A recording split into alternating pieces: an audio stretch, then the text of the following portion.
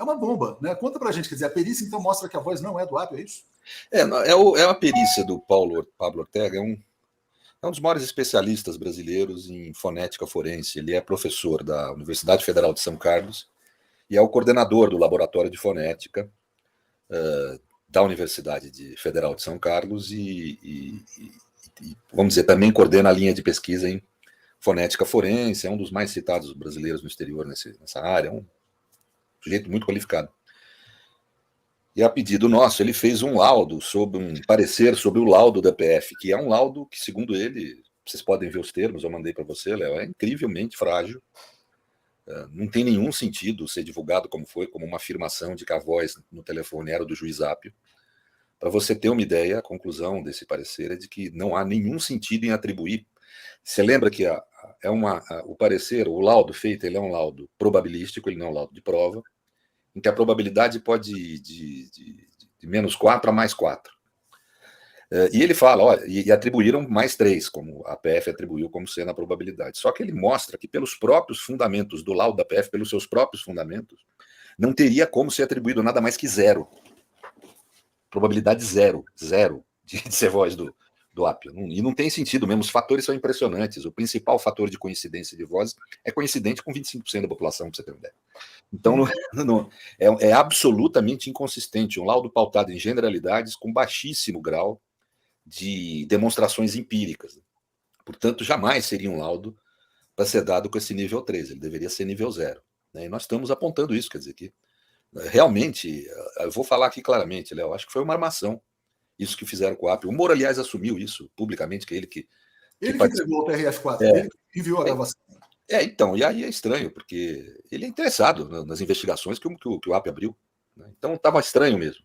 Agora nós podemos afirmar, é uma fraude essa investigação, tão grande quanto a fraude feita contra Lula. Eles são habituados lá a fazer isso, esse tipo de coisa. Vão montando documentos e laudos e discursos para, na realidade, atacar gente que não deve atacar inocentes. Então, eu não tinha sido incisivo nessa questão da voz, porque primeiro não tinham dado direito de defesa a ele. Eu falei, a gente não tem nenhuma obrigação de se defender o mérito quando a defesa não foi oferecida. E segundo, porque eu estava exatamente esperando esse estudo, para poder falar com convicção e mostrar para as pessoas que não foi o Apio que falou. Aquele telefonema não é do Apio. Aliás, uma dúvida, Pedro, eu vou passar para o Léo também, mas por que o Apio demorou a negar a autenticidade daquela fala? Porque uma coisa que chamou a atenção, quer dizer, se, por exemplo, você é citado numa gravação e não é você fala, pô, isso aí não sou eu. Por que ele esperou? Ele queria fazer antes a perícia? Foi recomendação minha, objetivamente. Ele falou comigo, eu falei, não fale nada. Primeiro que você vê que ele está sem declarar nada desde então. Isso. Ele não declara nada para a imprensa. E eu tomei a cautela de, primeiro, eu não tenho que me defender de algo que não foi me dado direito de defesa.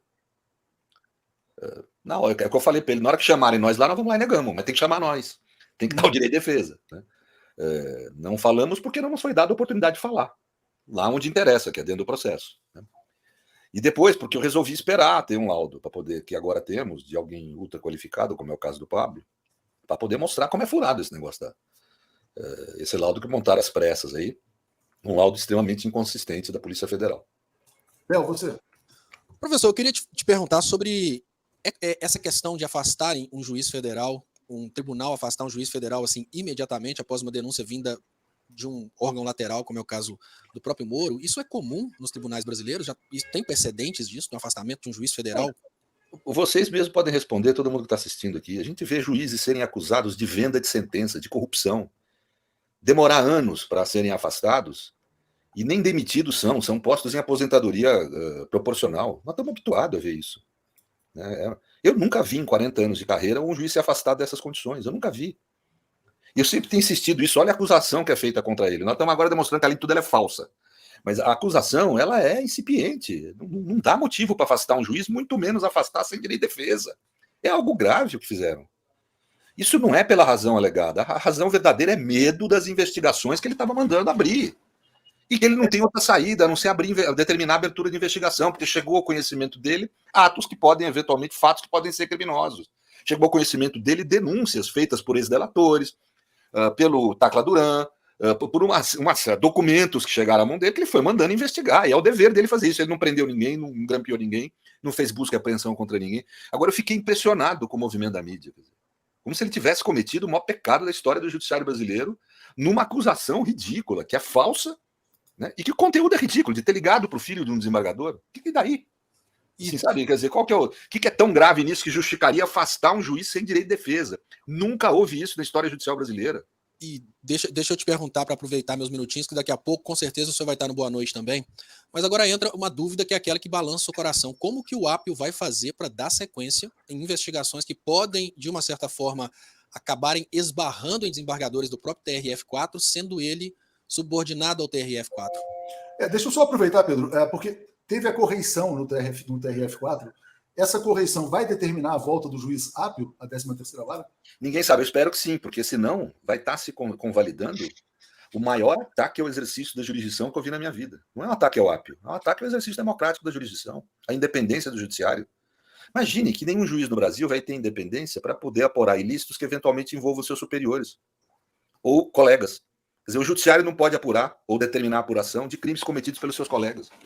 Isso é trágico. Você não perde o cargo, é afastado. Quer dizer, isso não tem sentido. É algo muito grave o que está ocorrendo. As pessoas têm que atentar a isso.